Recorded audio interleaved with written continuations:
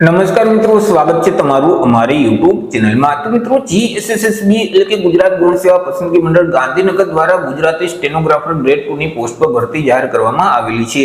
તો આ ભરતી વિશે આપણે તમામ પ્રકારની માહિતી એક જ વિડીયોમાં મેળવી લેશું, પરંતુ તે પહેલા વિડીયો ગમે તો લાઈક અને શેર કરી દેજો। ચેનલમાં નવા હોય તો ચેનલને સબસ્ક્રાઇબ કરી દેજો। તો ચાલો મિત્રો, વિડીયોની શરૂઆત કરીએ।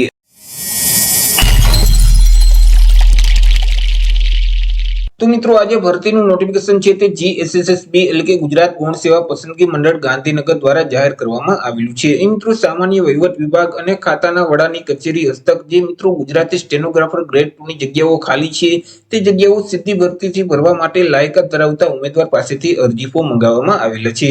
તો સૌથી પહેલા આપણે ચર્ચા કરી લેશું કંઈક અગત્યની તારીખ વિશે।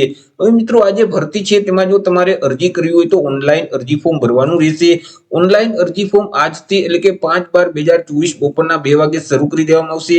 5/12/2024 થી લઈને 19/12/2024 સુધીમાં તમારે ઓનલાઈન અરજી ફોર્મ ભરી દેવાનું રહેશે। ઓનલાઈન અરજી ફોર્મ જે ઓજાસની ઓફિશિયલ વેબસાઇટ છે ojas.gujarat.gov.in નામની જે વેબસાઇટ છે તે વેબસાઇટ ઉપર જઈ 19/12/2024 સુધીમાં ઓનલાઈન અરજી કરવાની રહેશે। મિત્રો, આ ભરતીમાં જો તમારે ઘર બેઠા જ ઓનલાઈન અરજી ફોર્મ ભરવું હોય તો અમારા જે WhatsApp નંબર છે 6352228352 આ નંબર પર તમે WhatsApp પર મેસેજ કરશો કે અમારે સ્ટેનોગ્રાફરની પોસ્ટમાં અરજી ફોર્મ ભરવું છે તો તમને નજીવી ફી સાથે ઘર બેઠા જ ઓનલાઈન અરજી ફોર્મ ભરી દેવામાં આવશે। ચર્ચા કરી લઈએ જગ્યા વિશે કે કુલ કેટલી જગ્યા છે અને કેટેગરી મુજબ કેટલી જગ્યા રહેશે। તો કે કુલ 34 જેટલી જગ્યા પર આ ભરતી જાહેર કરવામાં આવેલી છે। આ જે 34 જગ્યા છે તેમાંથી બિન અનામત એટલે કે સામાન્ય વર્ગના ઉમેદવાર માટે 10 જગ્યા રહેશે। 10 માંથી 4 જગ્યા મહિલા માટે અનામત રહેશે। ઈડબ્લ્યુએસ એટલે કે આર્થિક રીતે નબળા વર્ગના ઉમેદવાર માટે 2 જગ્યા છે। એસસી એટલે કે અનુસૂચિત જાતિના ઉમેદવાર માટે 2 જગ્યા રહેશે। 2 માંથી 1 જગ્યા મહિલા માટે અનામત રહેશે। એસટી એટલે કે અનુસૂચિત જનજાતિના ઉમેદવાર માટે 14 જગ્યા છે। 14 માંથી 4 જગ્યા મહિલા માટે અનામત રહેશે। એસસીબીસી એટલે કે સામાજિક અને શૈક્ષણિક રીતે પછાત વર્ગના ઉમેદવાર માટે 6 જગ્યા છે। 6 માંથી 2 જગ્યા મહિલા માટે અનામત રહેશે।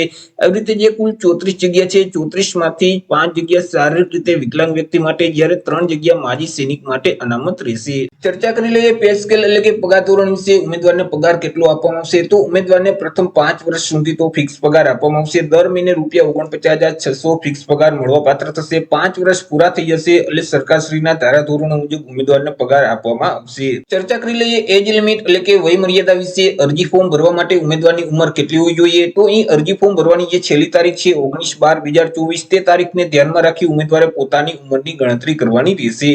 19/12/2024 ના રોજ ઉમેદવારની જે ઉંમર છે તે ઓછામાં ઓછી 20 વર્ષ અને વધુમાં વધુ 40 વર્ષની હોવી જોઈએ। પરંતુ અહીં જે અનામત વર્ગના ઉમેદવાર છે તેઓને સરકારશ્રીના ધારાધોરણો મુજબ ઉંમરમાં છૂટછાટ આપવામાં આવશે। જેમ કે સામાન્ય વર્ગની મહિલા ઉમેદવારોને 5 વર્ષની છૂટછાટ મળવાપાત્ર થશે। તમામ અનામત વર્ગના ઉમેદવારોને 5 વર્ષની છૂટછાટ આપવામાં આવશે। શારીરિક રીતે વિકલાંગ વ્યક્તિ છે તો તેઓને 10 વર્ષની છૂટછાટ મળવાપાત્ર થશે। માજી સૈનિક છે તો તેઓએ જે સંરક્ષણ સેવા બજાવેલ છે તે ઉપરાંત 3 વર્ષની છૂટછાટ આપવામાં આવશે।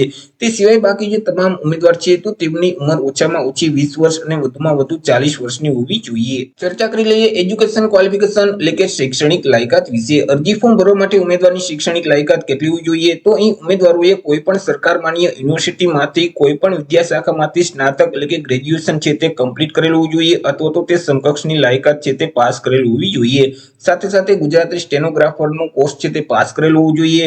તે સિવાય તો કે ઉમેદવાર પાસે બેઝિક કોમ્પ્યુટરનું નોલેજ હોવું જોઈએ। ઉમેદવાર ગુજરાતી ભાષા અથવા તો હિન્દી ભાષા અથવા તો બંને ભાષાના જાણકાર હોવા જોઈએ। ચર્ચા કરી લઈએ પરીક્ષા ફી વિશે કે કયા ઉમેદવારોએ કેટલી પરીક્ષા ફી ભરવાની રહેશે તો અહીં તમામ ઉમેદવારોએ પરીક્ષા ફી છે તે ભરવાની છે કે જેમાં બિન અનામત વર્ગના તમામ ઉમેદવારોએ ₹500 ભરવાના રહેશે। તે સિવાય અનામત વર્ગના જે તમામ ઉમેદવાર છે જેમ કે તમામ કેટેગરીની મહિલા ઉમેદવાર, સામાજિક અને શૈક્ષણિક રીતે પછાત વર્ગના ઉમેદવાર, અનુસૂચિત જાતિ, અનુસૂચિત જનજાતિના ઉમેદવાર, આર્થિક રીતે નબળા વર્ગના ઉમેદવાર છે, દિવ્યાંગ અને માજી સૈનિક છે તો આ તમામ અનામત વર્ગના ઉમેદવારોએ પરીક્ષા ફી તરીકે ₹400 ભરવાના રહેશે। પરંતુ ઉમેદવાર છે તે પરીક્ષામાં હાજર રહેશે તો તેવા સંજોગોમાં પરીક્ષા આપ્યા પછી તેઓએ જે ફી ભરેલ છે તેને પરત કરી દેવામાં આવશે।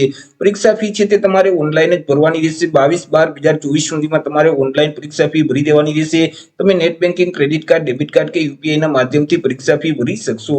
ચર્ચા કરી લઈએ સિલેક્શન પ્રોસેસ વિશે। તો ઉમેદવારનું સિલેક્શન છે તે અલગ અલગ 2 સ્પર્ધાત્મક પરીક્ષાના આધારે કરવામાં આવશે કે જેમાં સૌથી પહેલા લાયકી પરીક્ષા એટલે કે લઘુલિપિ કસોટી આપવાની રહેશે। ત્યાર પછી મુખ્ય પરીક્ષા તમારે આપવાની રહેશે। મુખ્ય પરીક્ષામાં અલગ અલગ 2 પેપર આપવાના રહેશે। પેપર 1 છે તે વર્ણનાત્મક અને હેતુલક્ષી પ્રકારનું રહેશે, જ્યારે પેપર 2 છે તે કૌશલ્ય કસોટી એટલે કે લઘુલિપિ અને અનુલેખનનું ટાઈપિંગ તમારે કરવાનું રહેશે. મિત્રો અહીં સૌથી પહેલા જે લાયકી પરીક્ષા એટલે કે લઘુલિપિ કસોટી લેવામાં આવશે તેમાં ઉમેદવારોએ ગુજરાતીમાંથી લઘુલિપિમાં સ્તુતલેખન કરવાનું રહેશે અને તે પણ 60 શબ્દ પ્રતિ મિનિટની ઝડપે. ત્યાર પછી તેમનું જ મિત્રો અનુલેખન કરવાનું રહેશે અને તે પણ 7 શબ્દ પ્રતિ મિનિટની ઝડપે. આ જે પરીક્ષા છે તે માત્ર લાયકી પરીક્ષા જ રહેશે એટલે કે તેમના કોઈ પણ પ્રકારના માર્ક છે તે ગણવામાં આવશે નહીં. ત્યાર પછી પ્રશ્નપત્ર 2 છે તે કૌશલ્ય કસોટી સંબંધિત રહેશે એટલે કે તેમાં લઘુલિપિ અને અનુલેખનનું ટાઈપિંગ કરવાનું રહેશે કે જેમના 100 માર્ક રહેશે. લઘુલિપિ અને કોમ્પ્યુટર પર તમારે અનુલેખનનું ટાઈપિંગ કરવાનું રહેશે. એ મિત્રો 4 મિનિટના એક એવા 2 પરિચ્છેદો આપવામાં આવશે સ્તુતલેખન માટે અને તેમના માટે 8 મિનિટનો સમયગાળો આપવામાં આવશે અને સ્તુતલેખનની જે ઝડપ છે તે ગુજરાતી લઘુલિપિ માટે પ્રતિ મિનિટ 75 શબ્દની રહેશે.